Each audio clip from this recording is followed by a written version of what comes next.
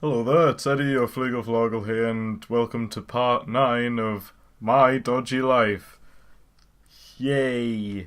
See, after 8 parts of being overly excited, I thought I might change it up a bit and sound pretty neutral. Today I'm going to be talking about something that's not quite as dodgy as things usually are for me, and I'm not saying things are serious, but it's just kind of more of a open-ended question which most of my episodes usually end in, but this one is more of the case, really.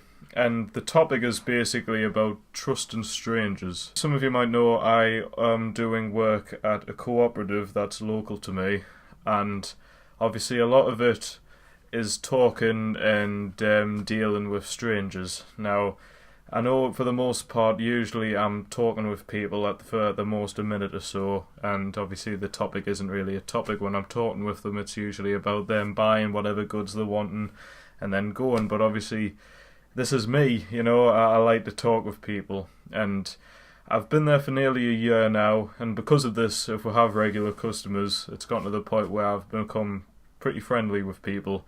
I've known the names and recognise them locally when I see them, and I've built decent enough relationships with people through that. But sadly, of course, when it comes to strangers, some of them really do put the strange in strangers. And what I'm about to talk about happened a couple of weeks ago, and sadly it's kind of affected my perspective on how to deal with people who I don't know. I'm not saying just because of this that I'm very cautious or I'm not as trustworthy with people, but it's kind of set a sort of light barrier between people who I don't know, and I suppose it's just made me more aware of what people can be like. So a couple of weeks back, this very tall person comes in and he wants to buy 10 Amazon gift vouchers. And on top of that, he's also bought a birthday card with "Happy Birthday Dad" on it. Now immediately, we never really sell many gift cards, so I thought it was quite strange how he was buying so much. This accumulated at £250. So I was saying, that's a lot of gift cards you're buying, and he said, well, it's what I've got here. No, I was trying to buy it for my dad or whatever. And he also wanted to buy a half bottle of Jack Daniels, which I obviously assumed was also for his dad. And I was kind of cautious of this, so I held on to the gift cards, also obviously wanting to make sure that he wasn't just going to run away with them. I obviously scanned them through, and while I was scanning them, he asked if he could pay not only with cash but with cards, which you can. So for example, if you were buying something that was £80 and you only had £50 on you, you can pay with that £50, and then the rest of the £30 could go on the card that you're wishing to pay it off.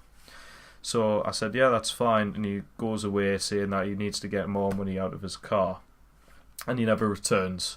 So since I never even subtotaled it, let alone made it as an actual sell, I thought that was fine. Even if he was some sort of con person or he was going to try and steal the cards, then it should be okay, because it wasn't an actual sale. But little do I know, later, when I get a call the next morning off my boss telling me to come in because I need to make a statement with the police who have came in, that this isn't the case actually, because sadly enough, when it comes to gift cards, and I was not aware of this, once you've scanned them through a till, that's it, registered as a sale.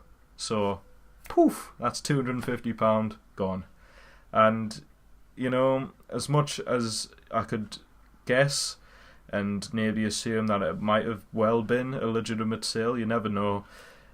I obviously had to give the description of this gentleman, and whatever.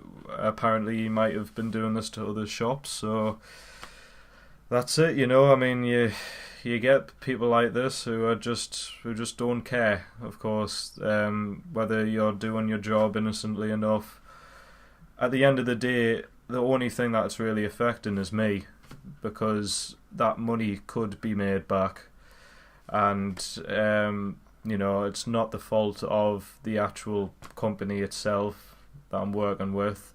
At the end of the day, it's me who's actually controlling the situation, And yeah, so technically at the end of the day it's my fault, even though I really don't feel like it was. That's obviously a story where it involves a stranger doing something that's not particularly nice. But to make it fair, I want to give you another side of the coin, which is actually another story which involves me being the stranger. However, I will warn you now that this story that I'm about to tell you isn't a particularly nice one.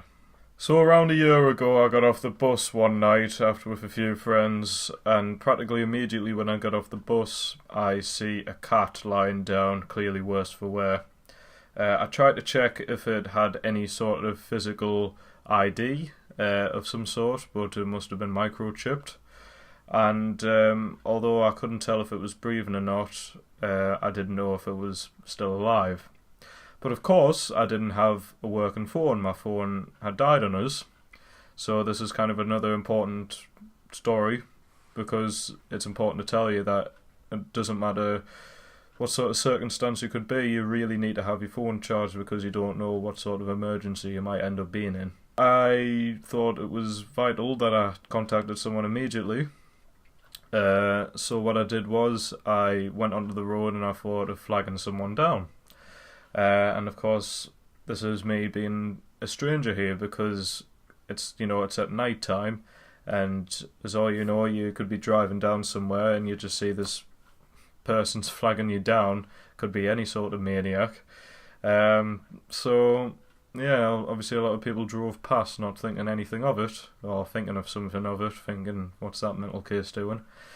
But eventually this woman eventually stopped for me, and I told her that I've found a cat that is in critical condition or might be dead, and I need to ring someone, the person who would be able to be important to ring to save the cat in some way or another.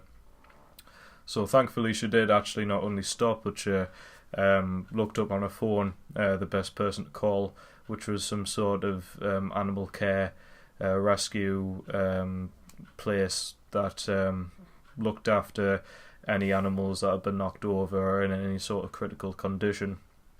And we were on the phone, and they were told, I was told by them to get them a towel or some sort of blanket to keep the cat warm in some way or another. So I sprinted back home and got a towel and came back, and that woman was still there. And from the looks of things, I think it passed away.